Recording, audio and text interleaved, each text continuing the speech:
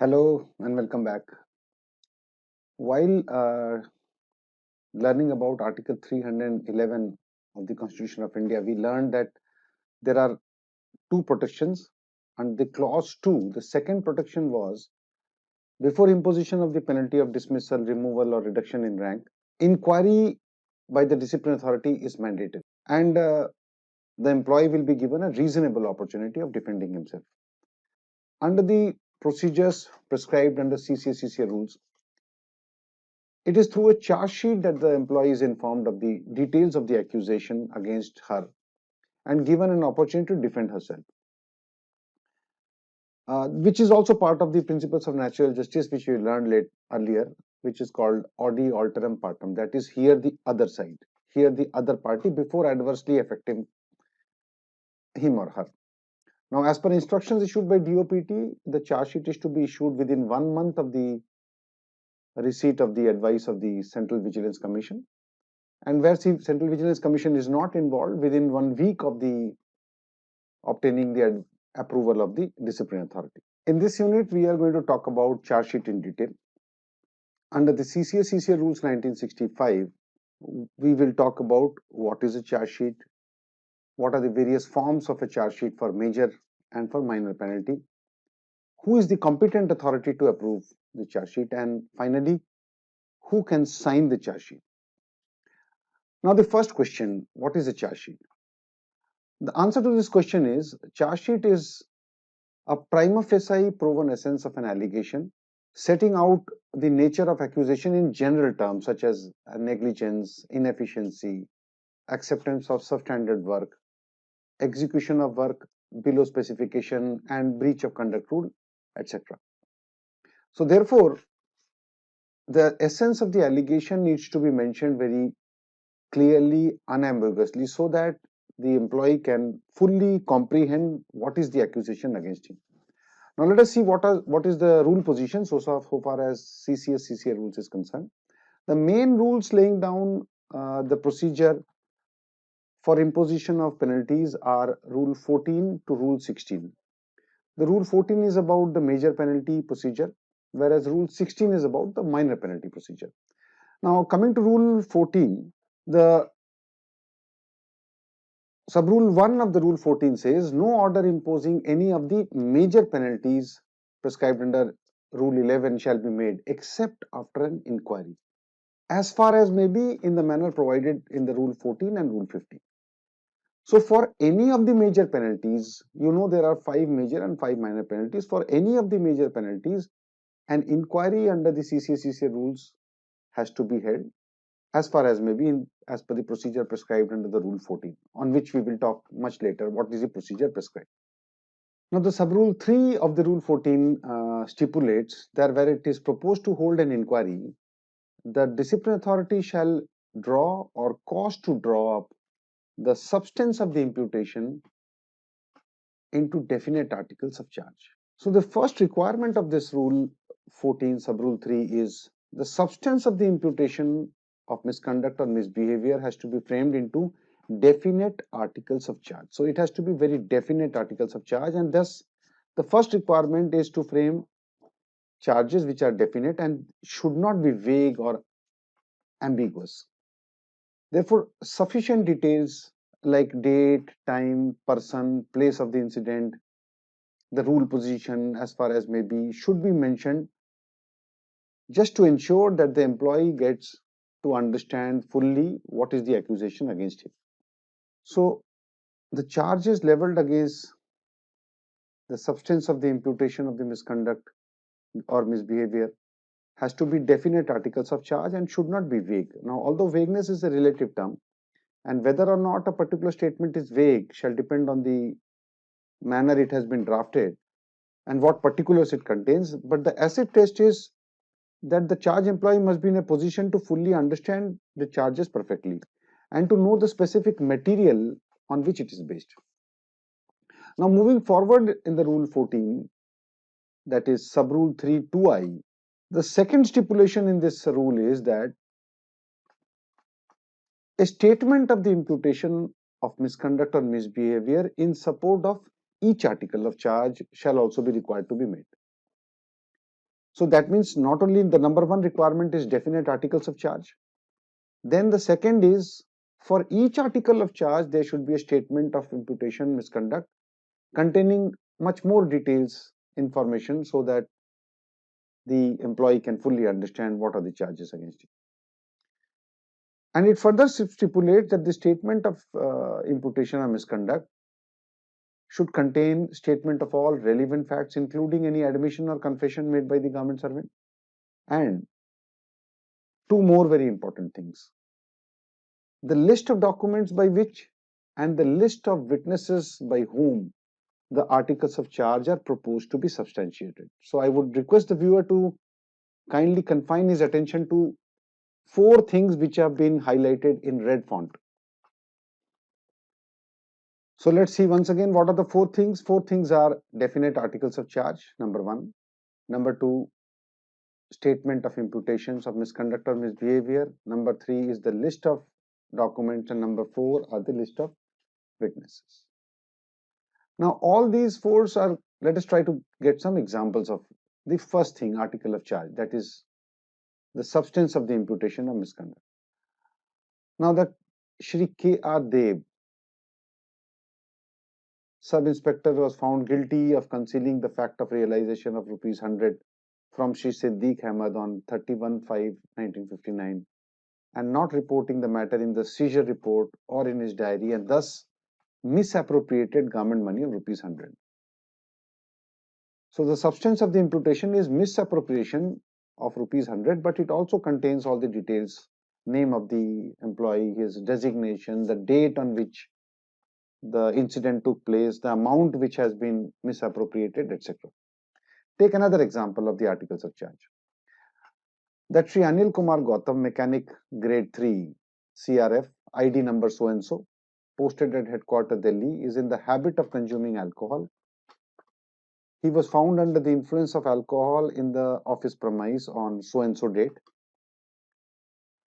during office hours, and thereby vitiating the working atmosphere of the office, and defied Rule 22 of the Conduct Rules 1964. So you can see the article of charge is drafted in 4, 5, 10, 7, 8 lines and contains all the important details in terms of the name, the incident, the place, the time, the rule position, etc. The four things that you have seen, that is article of charge, statement of imputation, list of documents, and list of witnesses, they are actually enclosed as four annexures to the forwarding memorandum which is sent to the government servant. The article of charge is the annexure 1. The statement of imputation in support of each article charge is the annexure 2. Annexure 3 is the list of documents, and annexure 4 is the list of witnesses. So these four annexures are actually forwarded with the forwarding memo, which mostly all the rules have a prescribed format. And let us see what is the prescribed format. So the prescribed format looks something like this. First paragraph is where the president or the undersigned, whoever is the discipline authority, is informing that he proposes to hold an inquiry against so and so under Rule 14 of the CCA rules. 14 is for the major penalty. And kindly see the first paragraph. The substance of the imputation of misconduct or misbehavior in respect of which the inquiry is proposed to be held is set out in the enclosed statement of articles of charge, annexure 1. A statement of the imputation of misconduct in support of each article charge is enclosed in annexure 2. List of documents, annexure 3, and list of witnesses by whom the articles of charge are proposed to be sustained are enclosed in annexure 3 and annexure 4. Kindly see paragraph 2, it says the reply should be furnished within 10 days. So rule provides that minimum 10 days time should be given to the employee to give a reply, written statement of defense. Now para 3 is informing the employee that an inquiry will be held only in respect of those charges which are not admitted by him. In other words, if he admits to a charge, there is no need to conduct inquiry in respect of those charges. Para 4, if you see, talks about that in case the employee does not submit his reply, then the inquiry will take part ex parte. So para 4, if you see, is informing the government servant that in case the government servant does not reply, the inquiry against him will take place ex parte, so without him. Para 5. Now, if you see para 5, it is informing the government servant of the rule 20 of the conduct rule that no outside or political pressure should be brought upon any superior authority in this matter. So the forwarding memo will comprise of all this, and then come the 4 annexures. And if you see, the 4 annexures are the statement of articles of charge framed against so and so, Article 1, Article 2, Article 3, you may have more than one article. Then Annexure 2, statement of imputation of misconduct or misbehavior in support of each article of charge. Annexure 3, you can see, is the list of documents by which the charges are proposed to be sustained. And Annexure 4 is the list of witnesses. So these are the 4 annexures to the forwarding memo. Now, the Supreme Court has held in a number of cases that it is not permissible to hold an inquiry on vague charges, as the same do not give a clear picture to the delinquent to make out an effective defense, as he will be unaware of the exact nature of the allegations against him and what kind of defense he should put up. So it should be very specific. Examples of a vague charge, I can give you a number of examples of a vague charge, but one of the very interesting case in which this issue came up was in the case of Government of Andhra Pradesh versus A. Venkata Rayudu. The date of judgment of the Supreme Court is 31st October 2006. Now, please see the article number 1 which was framed against Mr. Rayudu. It says that the said Dr. Venkata Rayudu, while functioning as Andhra Pradesh Scheduled Tribes Cooperative Finance Corporation Limited, Andhra Pradesh, Hyderabad, and presently working as Deputy Secretary Administration at Gurukulam, Andhra Pradesh, Hyderabad, violated the orders issued by the government from time to time. And despite the specific instructions of the Managing Director, Tricor,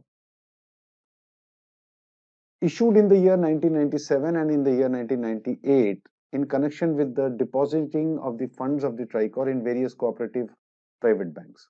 Now, from this, you can obviously understand that the allegations against Mr. Rayudu are for violation of some kind of instructions issued about depositing of the funds. But which specific instructions has not been mentioned in the charge? It has only been mentioned from time to time. And little later, as you can see in the third line from the bottom, it says issued in the year 1997 or the 1998. Now, neither in the annexure 1 nor in the annexure 2, that is statement of the imputation, these things were mentioned, details were mentioned. So obviously, Rayudu went to the Supreme Court saying that the charges are vague, and when the matter reached Supreme Court held that the orders which he is alleged to have violated were never placed before the inquiring authority. So how can anybody decide which order he has violated? So the charges are vague, and therefore it quashed the charge sheet and the proceedings. So please see that whenever we are deciding or drafting the articles of charge, it has to be specific in terms of the incident, the rule violated, the orders violated, the date, etc. Now, it should be remembered that the detailed narration of facts related to the article of charge, that is Annexure 1, the detailed narration of the facts related to Annexure 1 should be mentioned in the Annexure 2, which is the statement of the imputation of misconduct or misbehavior. And the two annexures, Annexure 1 and 2, are read together when we want to understand whether the charges are specific, vague, etc. The courts have held that Annexure 1 and Annexure 2 should be read together. If neither Annexure 1 or Annexure 2 is specific and does not provide the details, then it is not possible for the employee, as we have seen in the case of Rayudu, to suitably defend himself or herself, and therefore the charges will be vague. Thus, a blank allegation, another example could be a blank allegation that the employee used to accept bribe without additional facts in the charge sheet, either in Annexure 1 or Annexure 2, was held as vague.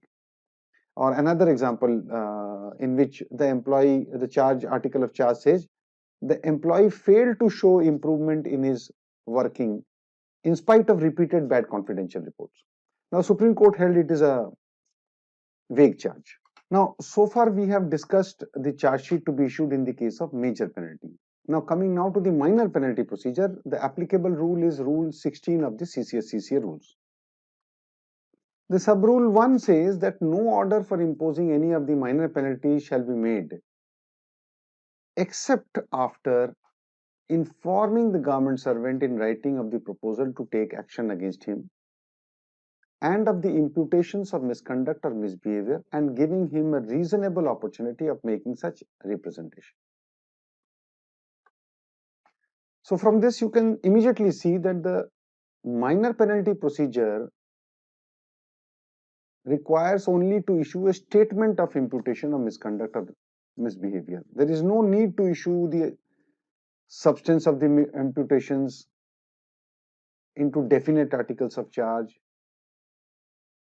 That is, the detailed procedure that we have talked about just now in case of major penalty is not required. The rule is simple and a summary procedure has been prescribed. The government servant is informed in writing of the proposal to take action against him and of the imputations of misconduct or misbehavior and provide a reasonable opportunity. Thus, no regular inquiry is mandatory in case of a minor penalty procedure. Therefore, only the statement of imputation of misbehavior is given, which was annexure 2 in the major penalty charge sheet. Only that is given. However, as mentioned earlier, even this statement should contain all relevant details to enable the employee to make an effective representation. We should ensure that the date, time, person, place of the incident, rules, instructions which have been violated must be mentioned in sufficient details in the statement of imputation of misconduct. Please note that in case of minor penalty proceeding, since no regular inquiry is held and no witnesses are examined, therefore no list of witnesses or list of documents is to be prepared. Now, if it is considered necessary to mention any document in the statement of imputation of misconduct, then that document must be cited and a copy must be given to the government servant. Now, before I conclude this discussion, it will be very important to point out that even in case of minor penalty proceedings, the disciplinary authority may form an opinion that a full-fledged inquiry as prescribed under the rules 14 for major penalty procedure is necessary and may be held. So normally a detailed inquiry is not necessary where allegation is predominantly based on documents. However, in case of minor penalty procedure also, if there are oral witnesses, in that case an inquiry may be necessary and the disciplinary authority may form his decision suo motu or on the request of the employee. So the rule says holding an inquiry in the manner laid down in Rule 14 is possible, in which the disciplinary authority is of the opinion that such inquiry is necessary. Now, besides this, there are three other situations when inquiry is essential under Rule 16 also. Those three situations are where it is proposed to withhold increment of pay and such withholding is likely to adversely affect the amount of pension. That is number one. Number two situation when inquiry is mandatory, where it is proposed to withhold increment for more than 3 years, for let us say for 4 years, 5 years. So withholding of increment as such is a minor penalty, but if you want to withhold it for more than 3 years, inquiry has to be held. And the third situation is where withholding of increment is going to be with cumulative effect. So in all these three situations, an inquiry under Rule 16, although the procedure has been initiated under Rule 16, an inquiry must be held as provided in Rule 14 of the CCA rule. Now, let us conclude now that what we have discussed so far, that charge sheet, whether for major or minor penalty procedure, is issued to ensure that before imposition of the penalty, the employee is provided with a reasonable opportunity to defend herself. Now, so far we have seen what is a charge sheet, the form of the major penalty, form of the minor penalty charge sheet. Now coming to the last two questions, who is competent to approve the charge sheet and who is competent to issue these or sign the charge sheet? Now the answer to the question as to who is competent to approve the charge sheet, please remember approval of the disciplinary authority is mandatory before the charge sheet is issued. Thus, one has to ensure that the draft charge sheet is put up in the file for approval of the disciplinary authority and his approval is obtained. Merely taking approval of the disciplinary authority for initiation of the major penalty procedure or minor penalty action without specific approval on the charge sheet to be issued will be without the authority of the law. So, in one of the very interesting case, Union of India versus B.V. Gopinath, which was a 2013 Supreme Court judgment, 5th September 2013. The question for consideration was whether the charge sheet issued against the respondent, who was an Indian Revenue Service officer, is without jurisdiction or not. So, the approval of the finance minister was obtained for initiating the major penalty proceedings against Mr. Gopinath. However, the charge sheet was not shown to the minister, and without his approval, the charge sheet, the draft charge sheet, was not shown to him, and it was issued without his approval. So the matter went to the Supreme Court, and Supreme Court held that the charge sheet which has been issued is without the authority of law and therefore non-est in the eye of the law. So please ensure that whenever you are issuing charge sheet, the charge sheet has been seen and approved by the disciplinary authority himself or herself. Now coming to who can sign the charge sheet, it is always a matter of debate in the administration side always, that who will sign the charge sheet. Now, if the president is the disciplinary authority, then a Group A officer can sign the charge sheet.